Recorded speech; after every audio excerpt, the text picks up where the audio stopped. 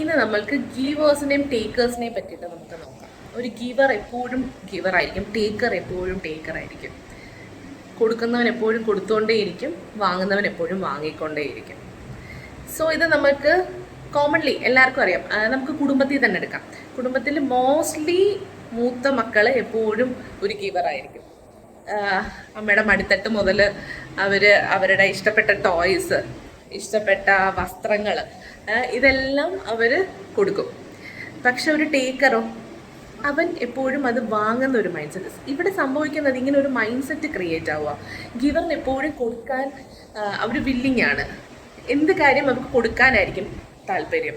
ടേക്കറിന് എന്ത് കാര്യങ്ങളും അധികാരത്തോടെ വാങ്ങിച്ചെടുക്കാനുള്ളൊരു താല്പര്യം. ഇങ്ങനെ രണ്ട് തരത്തിൽ മൈൻഡ് സെറ്റ് ക്രിയേറ്റ് ആവും.